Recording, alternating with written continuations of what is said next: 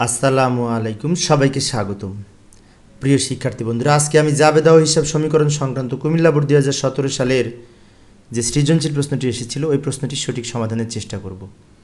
তো আলোচনায় তোমাদের সাথে আছি আমি মোহাম্মদ সিরাজুল ইসলাম, বরিশাল সরকারি model school and college, Barishal.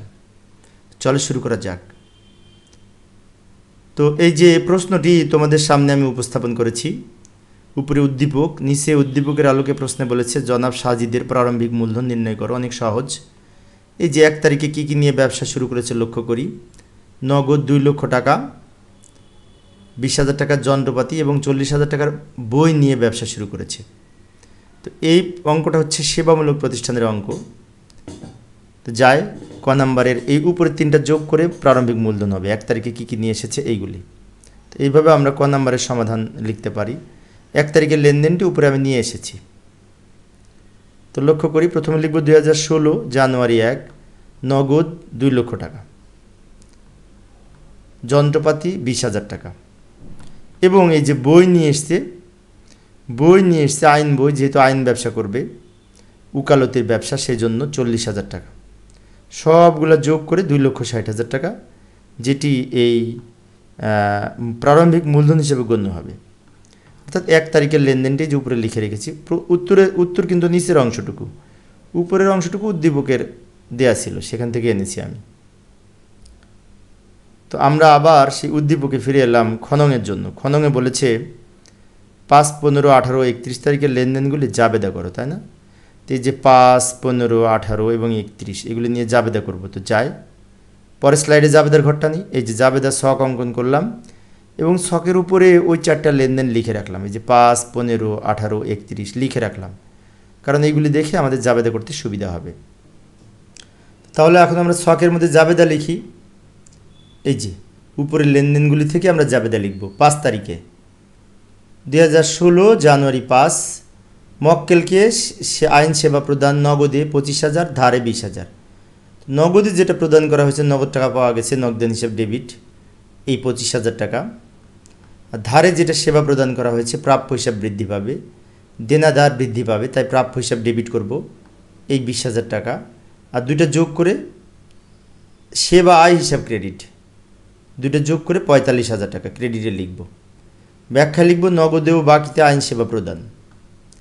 এরপরে 5 তারিখ ধারে সাপ্লাইজ ক্রয়, সাপ্লাইজ হিসাব ডেবিট হবে, সাপ্লাইজ সম্পদ বৃদ্ধি পেলে ডেবিট 5,000 টাকা। ধারে যেহেতু কেনা হয়েছে, প্রদেয় হিসাব বাড়বে এবং প্রদেয় হিসাব ক্রেডিট 5,000 টাকা। ব্যাখ্যা লিখব বাকিতে সাপ্লাইজ ক্রয় করা হলো। তো প্রিয় শিক্ষার্থী বন্ধুরা, 4টা জাবেদা করতে হবে। এখানে 2টা জাবেদা হয়েছে, আরও 2টা জাবেদা বাকি আছে। এই যে ডান দিকের 2টা, তো এই 2টা জাবেদা আমরা পরের স্লাইডে করছি, এখানে জায়গা নাই। তো যাই, এই যে এখানে বাকি 2টা জাবেদা করব।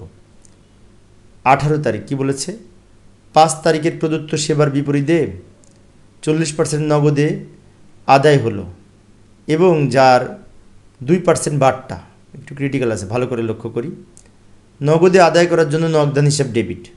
এখন প্রশ্ন হচ্ছে টাকা কত হবে? টাকা হবে এই 20,000 থেকে 2% বাদ যাবে। 20,000-এ 2% 400 টাকা। তাহলে 20,000 থেকে 400 টাকা বাদ দিলে 19,000। তো এই যে জানুয়ারি 18, 2016 জানুয়ারি 18 তারিখ আমরা তারিখের ঘরে লিখলাম।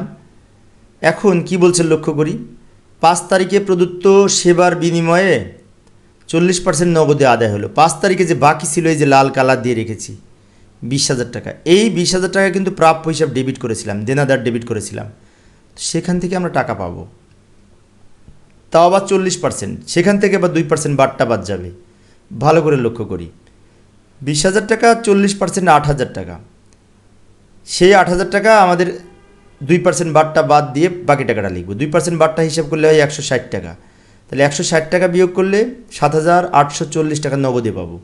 তো জাবেদা কী করবো, নগদান হিসাব ডেবিট, তারপরে এই বাট্টা হিসাব ডেবিট এবং এই প্রাপ্য হিসাব ক্রেডিট। যে টাকাটা আমি লিখে দিলাম, দ্রুত এখন বোঝাই দিব, ভালো করে লক্ষ্য করি। এই 20,000-এর 40% 8,000 টাকা লিখব প্রাপ্য হিসাবের ক্রেডিটে, তার উপরে এই 2% হিসেব করে হবে 160 টাকা। আর 8,000 থেকে 160 টাকা বিয়োগ করে 7,840 টাকা। আবারও বলছি, লক্ষ্য করি, এই 20,000-এর 40% 8,000 এই প্রাপ্য হিসাবে ক্রেডিটে লিখব। এর উপরে 2% হিসাব করে 160 টাকা বারটায় লিখব। আর এই টাকাটা কোথায় পেলাম?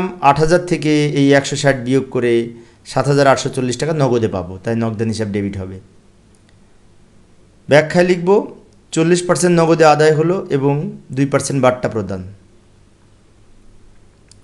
31 তারিখ উপযোগ বিল পরিশোধ। তো উপযোগ খরচ ডেবিট, নগদান ক্রেডিট, এটা আমরা সবাই পারি। উপযোগ খরচ ডেবিট, নগদান হিসাব ক্রেডিট। ব্যাখ্যা লিখব উপযোগ খরচ নগদে প্রদান করা হলো। তো এইভাবে আমরা জাবেদা প্রস্তুত করতে পারি। তো আমি 2 পৃষ্ঠায় জাবেদা দেখিয়েছি, তোমরা 1 পৃষ্ঠায় করবে। আমি এক জায়গায় ধরে না, সেজন্য 2 জায়গায় দেখিয়েছি। আবার সে উদ্দীপকে ফিরে এলাম ঘ নংয়ের সমাধানের জন্য। ছোট গ, জানুয়ারি 31 তারিখে সমাপ্ত বছরে সাজিদের আয় বিবরণী প্রস্তুত করো। এখান থেকে ইনকাম স্টেটমেন্ট করতে হবে, আয় বিবরণী। তো আয় বিবরণী যে আয়, যা নগদ এবং ধারে যে আয় হয়েছে, এখান থেকে ব্যয়গুলো বাদ দিব। অনেক সহজ, কিন্তু একটু লক্ষ্য করি। এই যে আমি লেনদেনগুলি আবার উপরে নিয়ে এসে রাখলাম, আয় বিবরণীর সাথে সংশ্লিষ্ট লেনদেনগুলি। তো উপরের অংশটুকু কিন্তু উত্তর না, উত্তর কিন্তু এই যে নিচ থেকে। উপরে আমি বোঝার জন্য উদ্দীপকের কিছু অংশ নিয়ে এসে রাখলাম, যাতে আমরা ভালো মতো বুঝতে পারি। তাহলে এর মধ্যে এখন লিখবো, তাই না? প্রথমে আয় সমূহ। এখানে একটি মাত্র আয় আছে, যে মক্কেলকে সেবা প্রদান, নগদে এবং ধারে। সেজন্য লিখব নগদে সেবায় এই 25,000 টাকা, বাকিতে সেবায় এই 20,000 টাকা। দুইটা যোগ করে 45,000 টাকা এই ঘরে লিখব, এটি মোট আয়। এখান থেকে লিখব বাদ খরচ সমূহ। খরচ কী কী আছে?